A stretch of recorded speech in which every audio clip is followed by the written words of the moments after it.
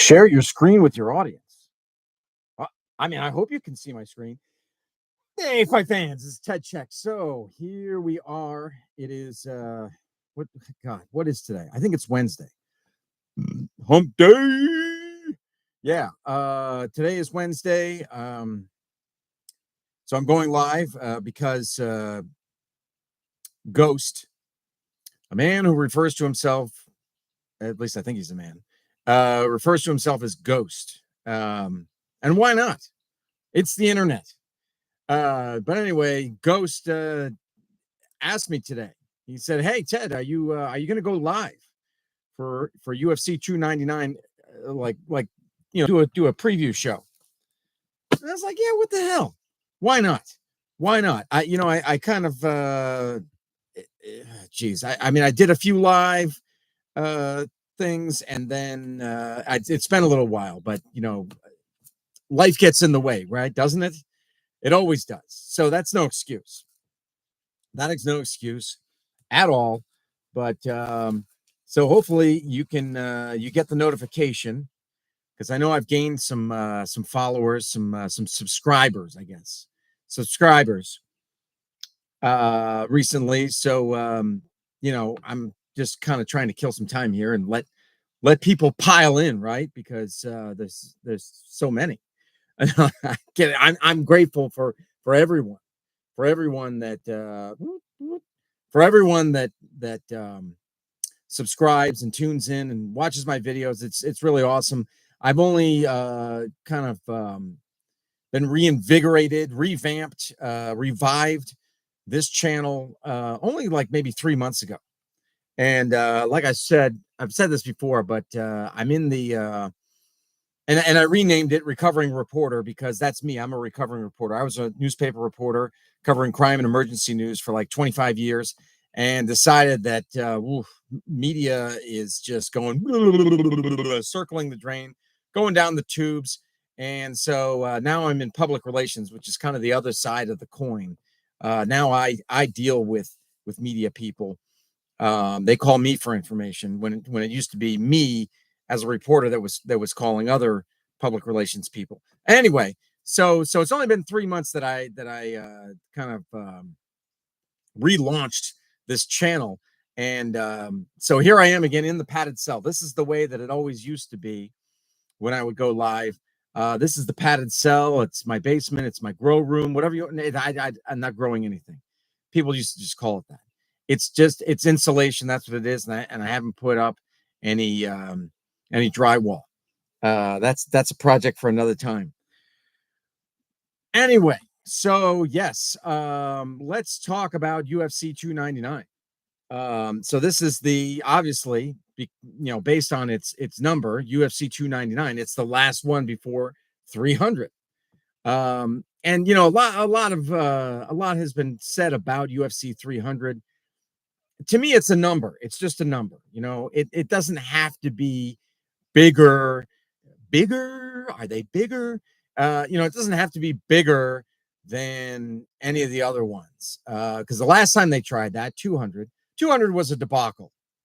I'm not going to go through all the things, but there were so many things, so many things. No, we'll just leave it right there. There were so many things that went awry with UFC 200 that I think it's just too much pressure, to say, oh my God, 300's got to be amazing. It's just got to be friggin' out of this world. Knock it out of the park. Whatever cliche you want to use. And Dana White is doing his best to hype it. He's saying, oh well, any of the fights on the main card, could be a main event fight anywhere. And are you sure? And to me, it's not even about the names. I don't need hey Ghost. All right, so you're here. This is well, it's not just for you, Ghost. No offense, but I mean, that's I appreciate you saying something, because it did motivate me to do this. I was you know what? I'm gonna just say something. Eddie Vallejo. I don't know if you guys remember Eddie Vallejo, but he and I used to do a thing together, a podcast or a show called Evil and Intoxicated, because he was Evil Eddie, because his initials are EV, Eddie Vallejo. So he's evil, and I'm Intoxicate Ted. See, because the last, okay, you get it. So we used to do a show, but and he's like, oh, since I revived my channel, oh yeah, let me, we got to do something. So I'm waiting for Eddie, because he I don't know, I guess he's busy, but he came to me, he approached me and said, hey, let's do something, and it was supposed to happen, several times. But anyway, I'm not putting him on blast. Like I said, life gets in the way. I get it. So it'll probably happen at some point. Yeah. So okay. So here we are. Without further ado, UFC 299. I'm just gonna look at the. Let's look at the main card. Yeah, Ghost. I'm waiting. We were supposed to do it. When was it? Last night? Several times. So, I'm just, the ball's in his court. I'm willing to do it. But Eddie's a busy guy, I guess. He does a lot of things, I guess. But anyway, okay. So the main card. Let's just go from bottom to top. So Petr Yan, 16-5. I'm just looking over here at my cheat sheet. It's a bantamweight fight. Petr Yan, a former bantamweight champion, who lost. I think he's the only champion to ever lose on a disqualification. I mean, I watched that fight. That was, I couldn't believe my eyes. So he, it's the whole downed opponent thing, and what's a downed opponent, what isn't a downed opponent, and so I guess he delivered a knee to Aljamain Sterling, Aljo, and Sterling couldn't continue. He said he could not continue, but yet he was handed the belt. Ridiculous. Paper champion, in my opinion. Paper champion. Don't know how he had maybe a defense or two in there before he lost it. Not sure how that happened. Definitely was not deserving of that title. But anyway, so former champion Petr Yan, who 16 wins, 5 losses, against Song Yadong, who has 21 wins, 7 losses, and one, what is that? No contest, or a draw? A draw. Yeah, 21, 7, and 1. Cutting the UFC roster in half so the fighters can get paid more. That's an interesting question. So they can get paid. Is that the only way that they could get paid more? How about, I mean, when you look at the amount of the take, like whatever, I don't know if it's gross or net, but the amount of money that the UFC makes, when you look at that, and then you look at the percentage that is given to the fighters, isn't that smaller than any other major sport, like hockey, MLB, NFL, NBA? Like, if you have the total, and then there's a little piece over here, and that goes to all the fighters, and then everybody else, all the big wigs, get the big chunk. The percentage is higher, I believe, in all the other major sports, whether it's NFL or hockey. And somebody just said, I think it was the guy who's in charge of the whole thing now, TKO. TKO is the umbrella organization, and underneath that you got UFC and you have WWE. And he just said, some guy, I don't know, some dude, he just said, well, the UFC is bigger than hockey now. It's bigger than hockey. It eclipses hockey. So it's one of the big 4. So I guess it's NFL, MLB, NBA, and UFC. That's what the guy's saying. Oh, yeah? Well, put your money where your mouth is and pay the fighters more. Because if they're one of the big 4, then you should act like a big 4. Okay? Yeah, I mean, some of these guys, who's the guy? Tyson Pedro. Tyson Pedro said, well, hell, I'm going to have to rob somebody because I can't make enough money. I mean, he was kidding. sort of. But basically what he's saying is he's not making enough money, so he's got to find other means to make money. So there's a huge disparity between those at the bottom and those at the top. If you're at the bottom, you're making peanuts, and then if you're Conor McGregor, obviously you're making the most. Too many fighters under contract, says Ghost. I don't know. I mean, okay, and that's possibly true. But I mean, they have they're fighting every weekend. They're holding cards every weekend. So I guess even with that, they have too many fighters. What do they do? I mean, and that's the thing. When you eliminate all your competition, when you swallow up everybody, Pride. They remember when they acquired Pride and they said, oh no, we're going to keep it going. We're going to keep it going.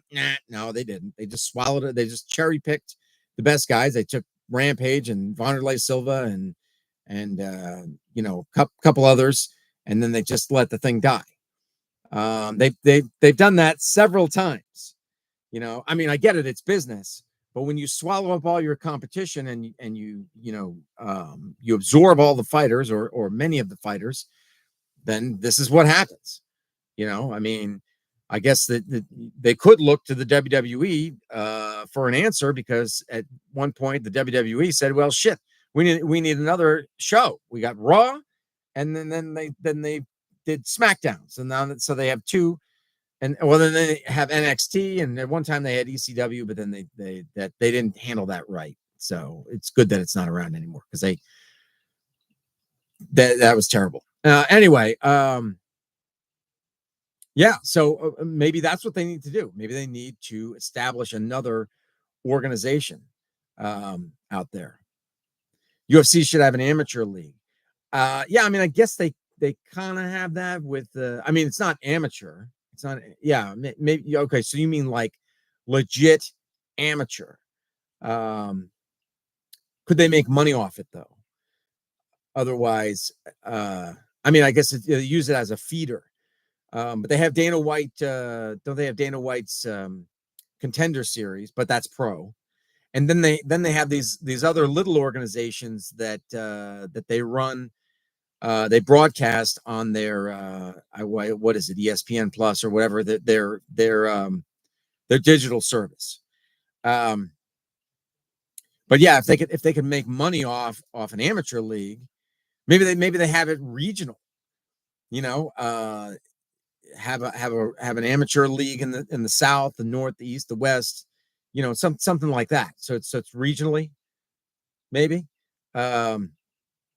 Based, like, I don't know, have one in California, have one in Texas, have one in somewhere up north, Minnesota, or just do the big cities, LA, Chicago, something in Texas, Boston, Philly, New York, then somewhere in Florida. You could do it like that. But if they have too many pros, then yeah, maybe they need to parse out. Maybe they need to establish another MMA organization, or just start trimming the fat, I guess, and then the fighters go to the PFL or Bellator. Let me ask you this, Ghost. Do you know? Are they going to keep? Because PFL acquired Bellator, right? Are they going to keep them separate, or are they eventually just going to merge the two? Is PFL just going to swallow up Bellator? Are they going to keep them separate? Do you know? You say here it should be tougher to get into the UFC since it's the big leagues. You know what I mean? Yeah. I mean, it used to be. Well, I remember. Okay, so let's just take the Ultimate Fighter. The way that it used to be for the Ultimate Fighter was they wanted you to have a big record. They wanted you to be like 12-1, 13-1, 15-2, and they didn't care if you padded a little bit. Throw in a couple of tomato cans in there. They didn't mind that, but they wanted to see big numbers. I don't know if that's the case anymore.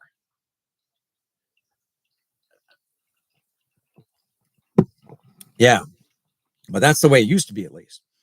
Oh, okay. So they might merge together. They might, and Bellator will disappear. So it'll just be the PFL. Okay. All right. Pretty interesting stuff. So bantamweight Petr Yan, who's 16-5, versus Song Yadong. Not to be confused with Long Duck Dong. What was that? 16 Candles, right? Character from 16 Candles, I believe. Yeah. And then one up from that, we got welterweight division, Gilbert Burns. The guy, the man who's from Brazil, but doesn't sound like he's from Brazil. Hi, I'm Gilbert Burns. It sounds like he's from England, but he's Brazilian. 22-6 versus Jack Della Maddalena, 16-2. Then you got welterweight Kevin Holland, who, my God, 35 fights. He's 25-10 versus Michael Venom Page, who's 21-2.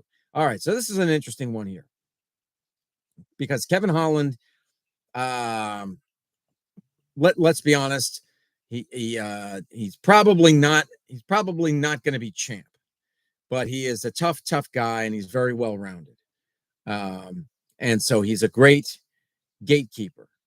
And then you got Michael Page, who really, I mean, Bellator put a lot on the guy, and padded his record. I mean, he faced, let's face it, he faced a lot of tomato cans in Bellator, and that's how he got to 21-2.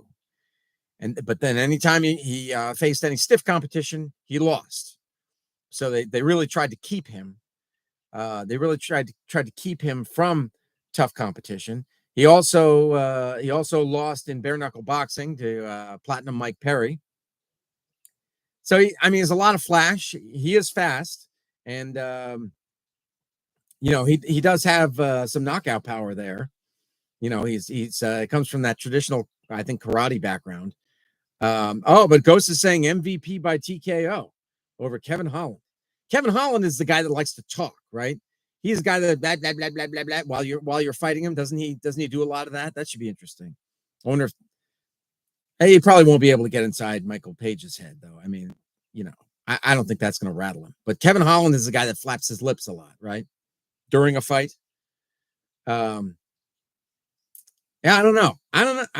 That's a tough one, But I mean, if Page can get through Kevin Holland, then okay, give him somebody tougher. Yeah, I guess he proved himself. Oh, and Ghost has a Song by decision. Song Yadong by decision over Petr Yan. Yeah, Petr Yan has not really been the same since that loss to Aljamain Sterling. I don't know whether it's inside his head. He just couldn't get beyond that. I don't know. I was very impressed with him. I like his fighting style. I like how he uses a lot of Muay Thai, a lot of trips and things like that. I was really, really impressed with the guy. I think it's a very, very effective style of fighting, and it's exciting. So anyway, yeah, I don't know. I'm gonna have to go with Kevin Holland by decision. Let's go with that. Kevin Holland by decision. I'll take Petr Yan over Song Yadong. Gilbert Burns versus Jack Della Maddalena. Jack Della Maddalena is a rising star. Is he ready for a guy like Gilbert Burns? I'm not really sure. Here's the other thing. Are you saying here? I feel Holland doesn't give it his all and complains a lot. Is that what he's doing in the cage when he's talking? Is he complaining? Why don't you just stand there so I can hit you? Just stay still for a moment so I can get my licks in. Anyway, okay, so let's bump it up to the co-main lightweight division. Dustin Poirier, there's a familiar name, versus the guy who couldn't couldn't sound any more French if he tried. Benoit Saint-Denis. Benoit Saint-Denis, who is 13-1, 13-1. He's 13-1. So it seems like with Poirier and Saint-Denis, Poirier is French as well, but he's from Louisiana. He's a Louisiana guy. He's a French what is he, Creole? I don't know. I'm not sure. But anyway, Poirier versus Saint-Denis. So in this matchup, you've got the KG veteran in this is a classic KG veteran versus rising star, right? Will Dustin Poirier be a gatekeeper? And but will he keep the gate? You know, will he mop the floor with Benoit Saint-Denis, or will Benoit Saint-Denis, Saint Denis? Let's just call him Saint Denis. Benoit Saint Denis. That we Americanized it now.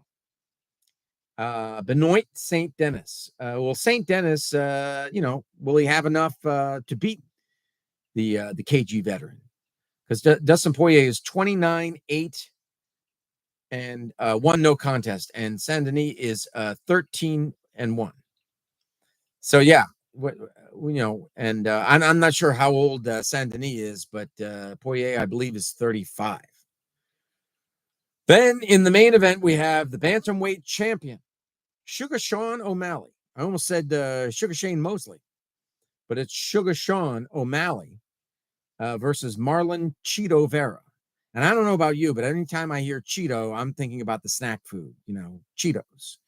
But apparently that's not what it is or what it means, because he spells it Chito. His nickname is Cheeto. Marlon Cheeto Vera. 23 wins, 8 losses, 1 draw. Sugar Shane O'Malley, 17-1. You know where that 1 came from? It came from Vera. Vera delivered to Sugar Sean his only loss. So we have a little bit of a story here. O'Malley would like to avenge that loss. We would like to say that, hey, you know what, that loss was kind of a fluke, which it was weird in a way, because I guess he injured himself, his leg or something, and then Vera TKO'd him. So, you could make the argument, well, had he not injured himself, then maybe the outcome would have been different. Who knows? Who's to know? It doesn't matter now. Now we have the rematch. And I think Sean O'Malley was saying something about, well, this is a gift. This is the UFC gave Vera a gift by allowing him to, fight for the title. I don't know what he means by that exactly. Is it that he's not? He doesn't think that Marlon Vera really deserves it, but why not have a grudge match? I mean, everybody loves a good grudge match. Sugar gonna piece him up. Yeah, I mean, I remember, oh my God, maybe a year or two ago, Sugar Sean was fighting a guy with green hair. I forget the guy's name, but O'Malley must have hit the guy like 300 times. And the dude, to his credit, did not go down. He had one hell of an iron jaw. This guy. I don't know if he's fought since. Maybe that was it was bad though. I mean, O'Malley delivered a drubbing on the dude. Even though the guy, he couldn't knock the guy down, he couldn't knock him out. Guy was tough as nails, but just didn't offer much in the way of offense, except here's my face, go ahead and hit it. But yeah, so yeah, that should be interesting. And there was a question that Eddie had. He was asking me, I think it was a topic that he wanted to discuss about, we don't have any stars anymore in the UFC. And, my thoughts on that are, you kind of have to, the UFC gives you the platform. The UFC gives you the platform, and then you do with it what you will. So you can if I mean, look at Sean Strickland, right? Look at Sean Strickland. probably based on his comments, one of the most hated men in in the United States and the world. Oh, he's toxic. But anyway, you know what I mean? He's made a name for himself. He decided he would open his mouth and speak his mind, and look at the popularity the guy enjoys now. I mean, maybe he doesn't enjoy it, but he realizes the power that he has. Even though he's not even the champ anymore. He's probably just as popular not having the belt. The belt has nothing to do with Sean Strickland's popularity. It's what he says. It's unvarnished, it's uncensored, and Dana White gives the fighters, he may not give them a lot of money, but he damn sure gives you the platform, because there's really, you can say just about anything. You get your post-fight comments, grab that mic, you got about a minute or so there with with Joe Rogan or Cormier or whoever, right? You got that, and you got the press conference before the fight, you got a presser after the fight. So you've got this massive platform. So use the shit out of that. Okay? However your personality, however you want people to view you. Strickland needs to shut up and fight Whitaker. Oh, that's okay. Ghost, you're from New Zealand, right? I like Whitaker a lot. I like Bobby Knuckles. I like Bobby Knuckles a lot. I do. And yeah, I would like to see that fight for sure. And I think that in doing that, yeah, let's see who the next contender is. I mean, we're gonna see Du Plessis and Adesanya. I think that's pretty much a fait accompli, to use a French phrase. It's a done deal. That we're going to see Du Plessis and Adesanya next. But then who's after that? Well, yeah, let's have Strickland and Whitaker. From California. I'm sorry, Ghost. Okay, my bad. There's another guy then that was tuning in the last time, and he was from New Zealand. Or am I just imagining things? No, I'm pretty sure there was a guy. I just can't remember his name. Yeah. So back to my point here, the UFC, and you as a fighter, you've got your own platforms, right? They used to really encourage that. They used to have like a fighter summit. I don't know if they still do this, but remember the fighter summit, and they would bring you together. It was like a weekend retreat, and they would kind of show you the ropes and teach you about things, and the UFC used to offer incentives too for as you gained popularity on social media, on various social media platforms, they would taking shots of whiskey. I don't know about that. Right now it's just orange juice.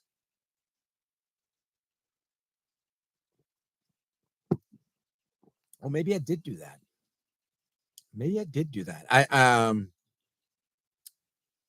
Yeah, because I know I drink coffee, but I would probably throw something else in there. Let's see. Well, but it's a school night. I mean, so I got to work tomorrow, so I can't be doing that. But yeah. So the platform, the UFC gives you a tremendous platform, and no other major sports organization does that. They'll clamp down on you, tell you to shut up, and because they have a reputation to uphold. But the UFC's reputation is being an outlaw organization. It just dovetails with, okay, you have fighters. Like, this is not what most people do. Most people don't strip down to their underwear and get in a cage, right? So you have to be a little bit off anyway in order to do that, and in order to be a fan of that. And so the whole free speech thing just dovetails with it. And yeah, I mean the UFC, promoting their fighters. I mean, yeah, they do but I think some of the responsibilities on the fighter.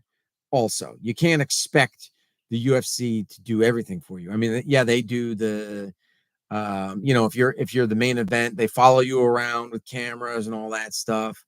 Um, I, I I can just remember though. I mean, sometimes it's gone a little off the rails. There was one fight, and I'm going back a little bit. Chuck Liddell, okay. Chuck Liddell was fighting, and this was still when Mask, um, from the Tap Out crew, was still alive. Um, and they had they pre-recorded Mask doing this like hype video of Chuck Liddell saying he's this, he's that, he's intolerant. Intolerant. Well, he started off with his that goofy laugh that he used to do that. you know, that bombed. Okay, that was terrible. And they played that, and then really, oh my god, it's Chuck Liddell, and I mean, he was knocking dudes out, but still, that was just cringy. Like, oof. Um, yeah, the good old days of UFC. I mean, they tried to do the lights show and the fireworks, and they tried to make it more like WCW or WWE, and then they abandoned that. They used to have like a tube. Remember, they had that tube that the fighters would walk out. It was it's kind of like an entrance to the arena. Yeah, and, like a metal tube that they would walk out through. Um, to get to the arena. They abandoned that. Yeah. I mean, people have been wondering about what kind of co-promoting are we going to see, if any, between the UFC and the WWE. I don't, and I mentioned this before. I don't think we're going to see much in the way of UFC fighters becoming pro wrestlers and vice versa. I don't think we're going to see too much of that. But I mean, I think we could see.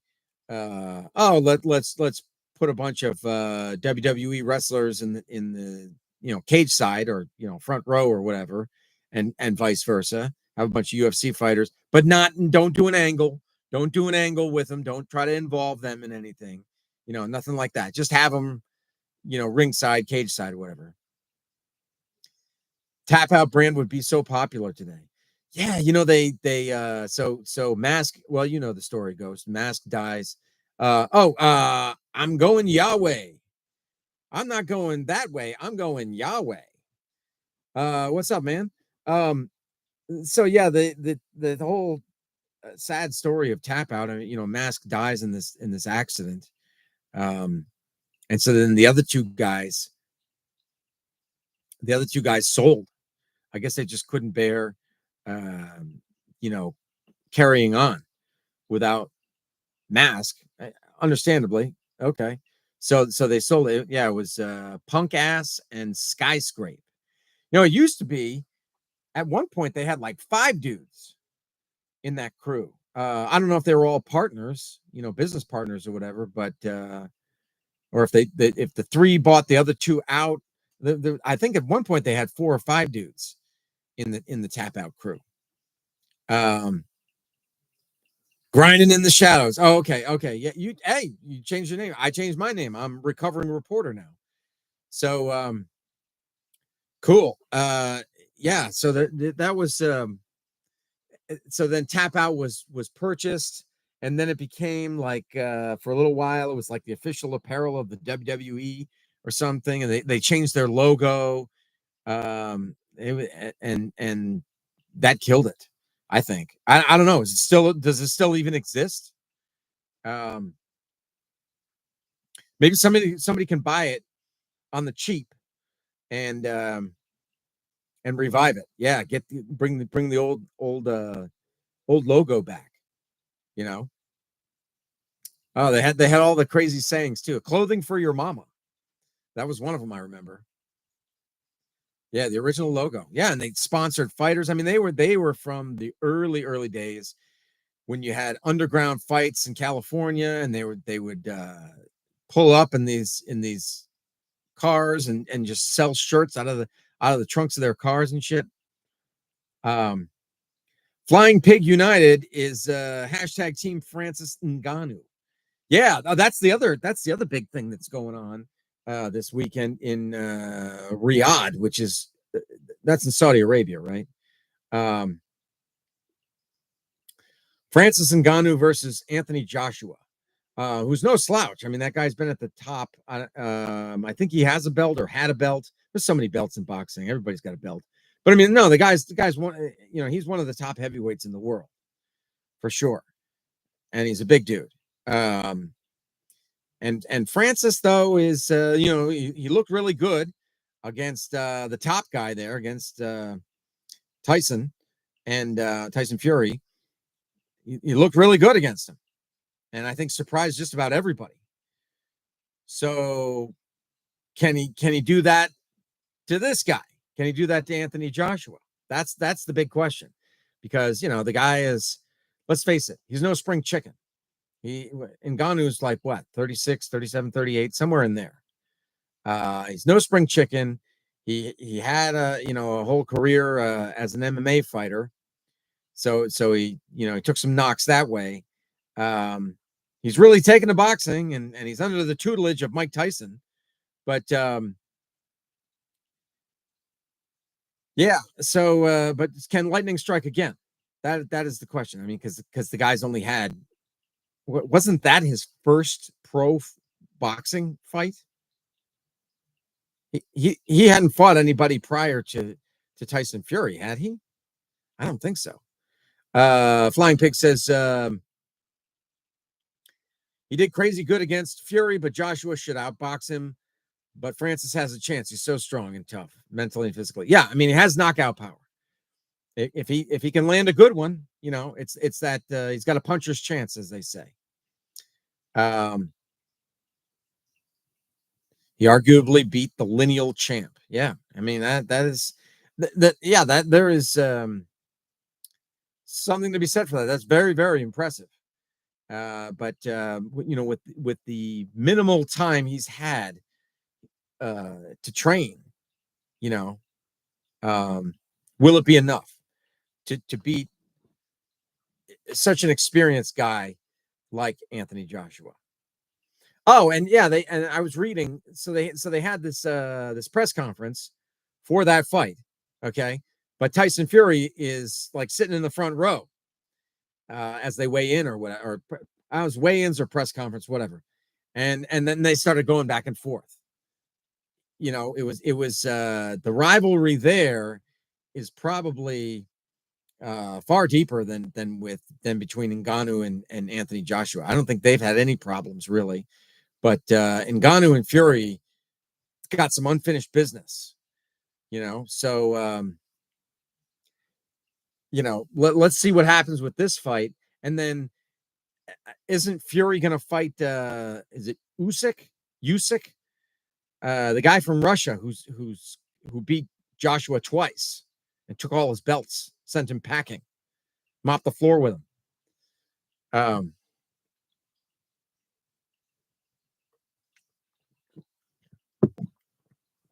Yeah, so Ngannou was saying, "Oh, I'm going to kick your ass again. You better not come up to me on the street because it's going to be different." You know, seems like it's real. Doesn't seem very manufactured. You know, Tyson Fury is is a bit bitter. He's a bit salty about the first encounter. He'd like to he'd like to avenge that, even though on paper he won. Slipped by. Let's see. So I'm going Yahweh says, do I remember a guy that used to come to the live chats? MMA Guru. He started his own YouTube channel and it blew up. He's huge now in the YouTube game. Oh, is that right? No, oh, good for him. Nice. MMA Guru. I mean, vaguely, I do remember that. Yeah, I'll have to check him out. I have to check him out. MMA Guru. Then there was that other guy from New York. Oh, what the heck is his name? That goofy guy. He you know, wonderful. I mean, like, dude, that's not really a a catchphrase. But anyway, I don't know. He has a lot of followers. He's got more than me, so he must be doing something right. What are my thoughts on Henry Cejudo saying Dustin Poirier isn't worthy of being in the Hall of Fame because he was never a champion?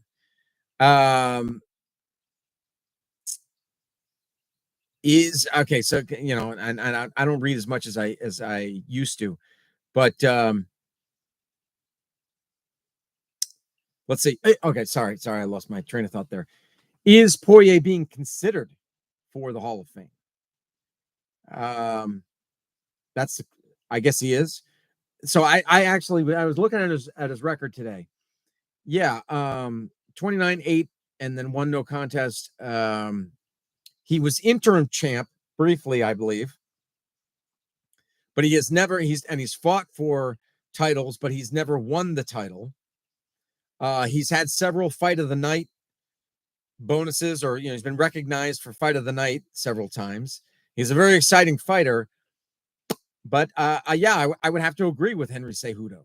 I don't think that if the Hall of Fame is for the best of the best of the best, sure. If the Hall of Fame is for the best, then I don't know that that Poirier would be in that crowd. I mean, he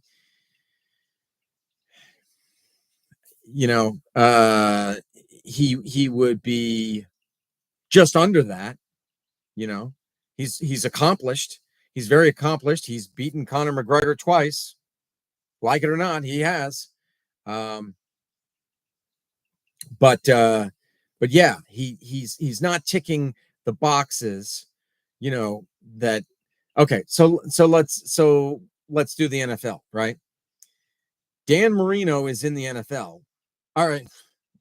I believe Dan Marino's in the Hall of Fame. He never won a Super Bowl, but by God, he did everything else. Like he had all sorts of passing records. Okay. So that's enough to get him in. But I don't think Poirier is like the Dan Marino of the UFC. But if we're I guess you'd also have to look at the other guys that are in the Hall of Fame.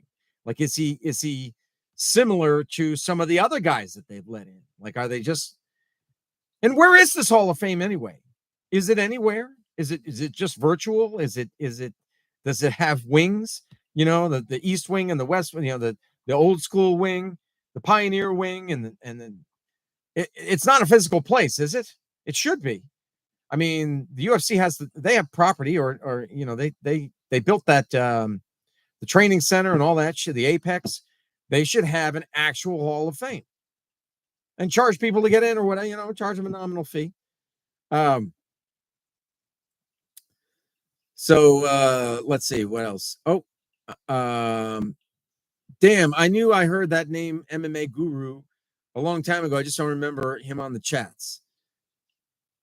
Tough one on Dustin. Probably not. Love him, but probably not, says Yahweh. Dana only puts his favorite. Yeah, see, that's the other factor. Goes, yeah. If you're on the outs, like Frank Shamrock. Frank Shamrock was a pioneer. He was a UFC champion. He beat Tito Ortiz, and I mean, he was also, prior to that, he was oh God, he was a champ in Japan. Pancrase. He was Pancrase champ. He beat Bas Rutten, but he'll never get into the UFC Hall of Fame. He'll never be recognized. It's he's just been wiped from the history books because he doesn't get along with Dana White, I guess. He should be there. Frank Shamrock should be there, but he won't ever be there. I don't know who else is in that camp, but yeah. I mean, it's unfortunate that Dana White can't be objective.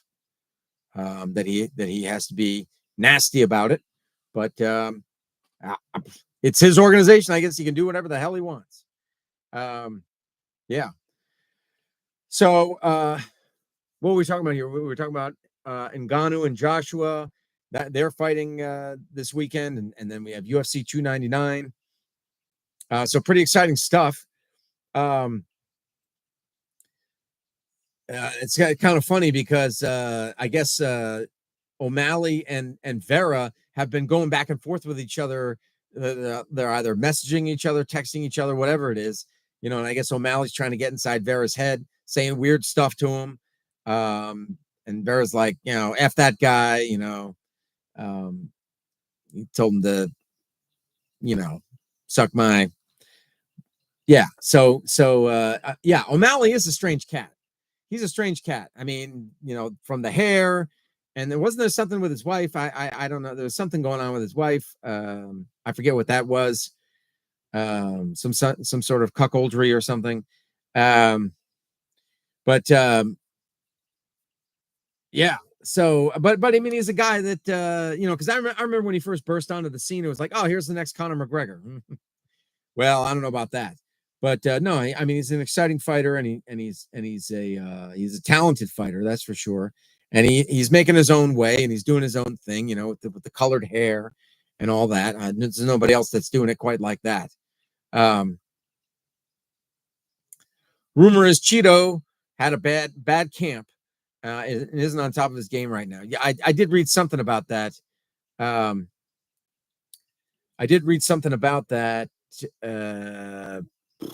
Hopefully it's not true. Hopefully we get to see, we get to see a good fight, right? What more can we ask for? What more can we ask for, but a good fight? BKFC and Dana in talks. I saw that. Okay, so I saw the interview with Dave Feldman, who is the owner of Bare Knuckle Fighting Championship. Is it just one ship or several championships? Anyway, BKFC, which I love. I love that organization. I really do. And he said he met with Dana. He wouldn't say what the conversation was about, but he did say that there was someone who expressed interest in buying the company. God, I wonder who that could have been. I just can't figure it out. Who could it be?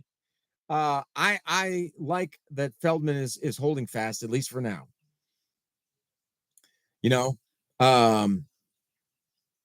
I like that he's holding fast. Just keep running it, dude. You're making money. Keep running it. Why is that? Why is it that everybody who gets a company, you bring it up, you build it up. Is it always the dream to just sell it off, and then you don't give a shit what happens to it at that point? Because usually when whoever the person is who establishes the company and then sells it off, then the company goes to shit. Usually the company goes to shit. Like Tap Out, right? Those guys built up that company. They built it up, and it was the pinnacle. It was at the top there. They were making money hand over fist. And then, and I know Mask died, but let's just say what if that wasn't the reason why they sold? So they built the company up and sold it, and then the company went to shit. Like, why not just keep the company? You're making money. Just keep the company. You're going to give it to Dana White, who's not going to be able to devote much time to it because he's got the UFC, because he's got Slap Fight, or whatever that's called. So I hope if Dana White really wants to, he could set up his own bare knuckle boxing organization. I think he's got enough on his plate, personally. I don't know how much money he's making with the slap thing. That might be. The slap fight thing might go the way of Vince McMahon setting up the WBF back in the day, which was the World Bodybuilding Federation, which lasted for about 2 or 3 years. Or remember, he also set up the XFL, which went belly up. So that slap fight might go that way as well. I don't know that slap fight has staying power. I think it's more of a fad. I think it's more of a novelty. I found it interesting for a minute or two, but bare knuckle boxing, bare knuckle fighting, that has that's solid. It's exciting as hell, and more and more states are accepting it. There was a time when you would never imagine it. What you're gonna put two guys? I mean, like after the UFC, UFC used to be bare knuckle, but after that, you know, you had to have bare knuckle. I remember watching a bare knuckle fight, and it was in a warehouse. It was exactly as you would have imagined it to be. It was in a warehouse, and there was a ring of guys, and then two dudes going at it, and a ref. It was just exactly as you imagine in a freaking warehouse, somewhere, location undisclosed. That's the way they used to have it, right? So you would never have fathomed that states would be saying, yes, it's okay, it's good, we're cool with it, man, we're cool with it, go ahead. You know, it's amazing. It's progress. I love it. You know, arm wrestling, yeah, arm wrestling, Ghost. I like that. I like it a lot. I like it a lot. I do. And we've got let's see, we got King of the Table, and then we have East versus West. And both of those, I think East versus West is held in Turkey. And King of the Table is also held, where is that usually, in Dubai or UAB, United Arab Emirates, or UAE, something like that. We had the WAL.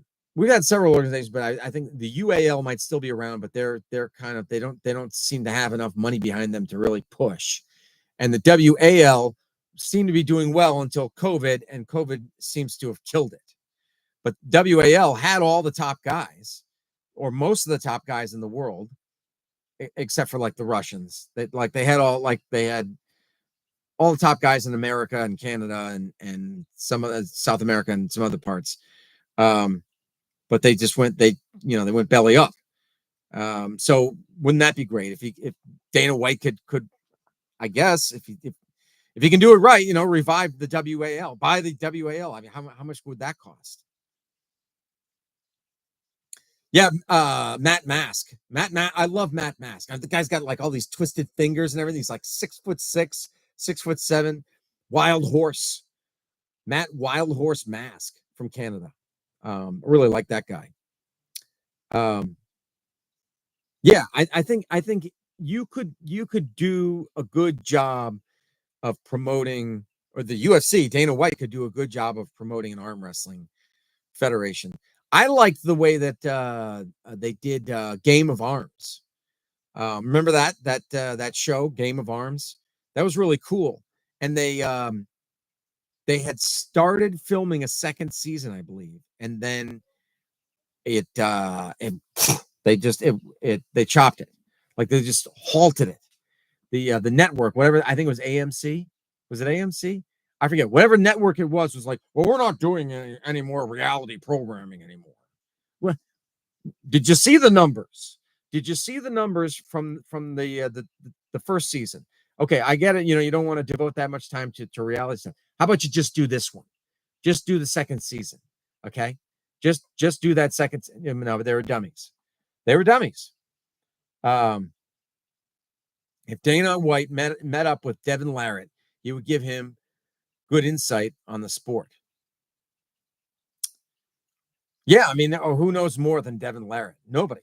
I mean, Devin Larratt is the face of it, at least worldwide. Worldwide, he is. I mean, he's far more accessible than Lavon Saganashvili. That guy's hampered because he doesn't know English, and he has the personality of a paper bag, I guess. I don't know. But Devin Larratt is exciting. He's got a great personality. The guy is practically a pro wrestler in the way that he conducts himself. So he really does promote the sport as much as he can. But he's one guy. He's one guy, and he doesn't have billions. Devin Larratt and Travis Bajan as coaches. Wow. Yeah, Travis Bajan, I think is arm wrestling again. It's my hope that he gets back to that level. Back to the world level that he was. Is that, I think he can do that, right? He can do that if he really wanted to. I know he took some time off because his son made it to the NFL. And he hey, he got to start some games for the Chicago Bears. I don't know what's going to happen to him from here on out, but yeah, it's my hope that Travis Bagent would get back to form, back to being the world beater that he was. Um, that would be awesome. But all right, so we are closing in on an hour. We're close to it. Travis Bagent versus John Brzenk would be interesting. Yeah, John Brzenk, for those who don't know, is considered the GOAT of arm wrestling. Now he's older. He's somewhere in his mid-60s or something like that. Still great, but not, not at the top anymore. But he was for decades. He was the guy.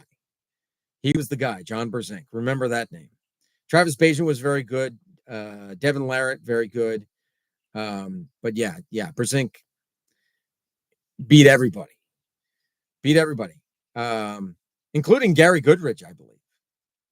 Gary Goodridge, believe it or not, for those who don't know, Gary Goodridge from the UFC and then Pride, before he got into that, was an arm wrestler. Back when you didn't make any money, which I guess is why he got out of it. But he did this one thing where he went over to Japan and he arm wrestled 1,000 guys straight. I mean, they were just, pencil neck geeks or whatever, but he beat 1,000 guys. Oh, hey man, it's Gil. I need glasses.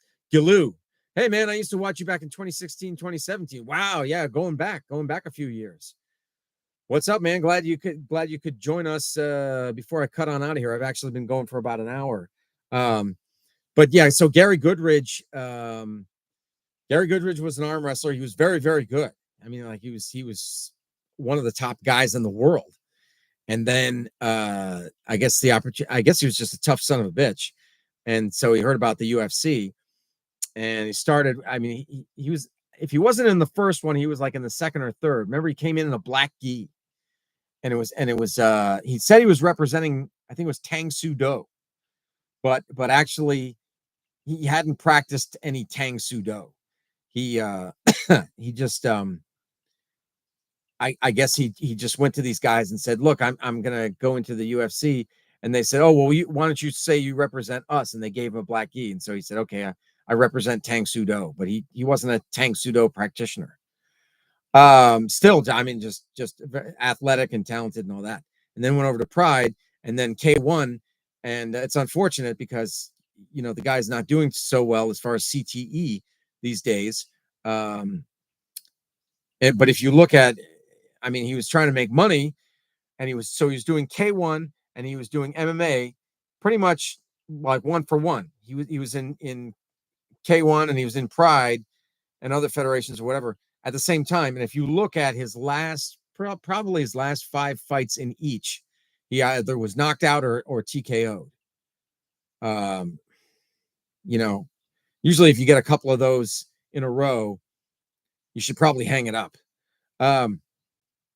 So Gilul, awesome, man. Yeah, I watched all of your MMA content back then. Still tune in every once in a while. I appreciate it, man. Thank you so much. Ted's after COVID comeback to the MMA world. Yeah, I mean, as you see on the channel, I'll just say this and then I probably got to take off, but I got a lot of interests, I still try to keep myself in shape.